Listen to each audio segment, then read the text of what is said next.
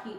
હિંમતનગર ખાતે ICDS દ્વારા જિલ્લા કક્ષાનો વાલીઓ સાથેનો સંવાદોત્સવ અને ભૂલકા મેળો યોજાયો।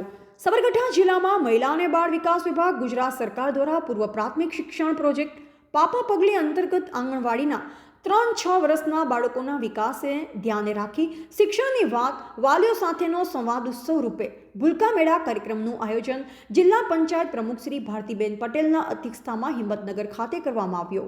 આ કાર્યક્રમમાં જિલ્લા પંચાયત પ્રમુખશ્રીએ જણાવ્યું હતું કે ગુજરાત સરકાર દ્વારા પાપા પગલી યોજના થકી આંગણવાડીમાં આવતા બાળકોના જીવનમાં મહત્વના વર્ષોમાં ગુણવત્તાપૂર્ણ જીવન માટેનો મજબૂત પાયો નંખાય અને બાળકોનો સર્વાંગી વિકાસ થાય તે દિશામાં કામગીરી કરવામાં આવી રહી છે। આંગણવાડીમાં કાર્યકર અને તેડાગર બહેનો માતા યશોદા બની બાળકોનો માનસિક, સામાજિક અને સર્જનાત્મક વિકાસ થાય તેવી પ્રવૃત્તિઓ કરી બાળકોના ઘડતરમાં અમૂલ્ય ફાળો આપે છે।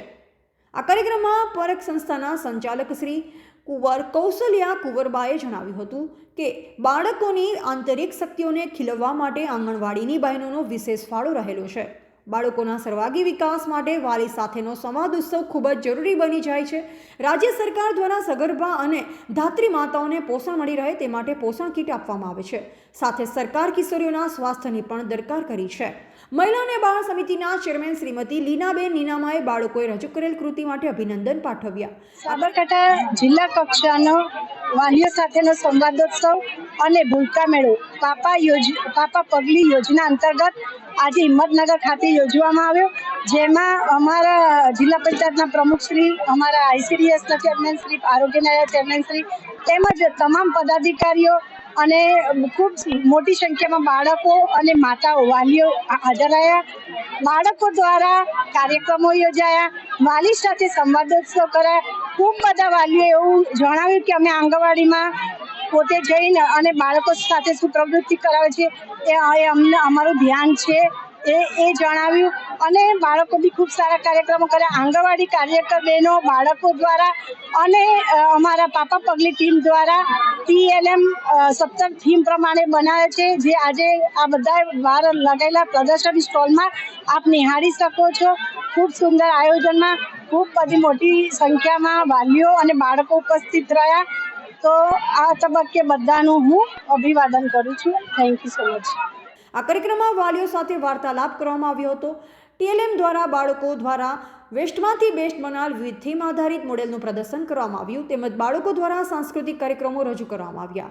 બાળકોને પુરસ્કાર આપી પ્રોત્સાહિત કરવામાં આવ્યા। કાર્યક્રમમાં આરોગ્ય સમિતિ ચેરમેન શ્રીમતી અનસુયાબેન ગામેતી, જિલ્લા પંચાયત સદસ્ય શ્રી રેખાબા ઝાલા, તાલુકા પંચાયત પ્રમુખ શ્રીમતી ભૂમિકાબેન પટેલ, પ્રોગ્રામ ઓફિસર મનીષાબેન તેમજ મોટી સંખ્યામાં વાલીઓ અને ભૂલકાઓ હાજર રહ્યા હતા। હેઠળ પાપા પગલી યોજના અંતર્ગત જિલ્લા કક્ષાનો ભૂલકા મેળો યોજાઈ ગયો આજે, તેમાં હિંમતનગરમાં અહીંયા આજે ICDS વિભાગના કર્મચારીગણ અને ભૂલકાઓની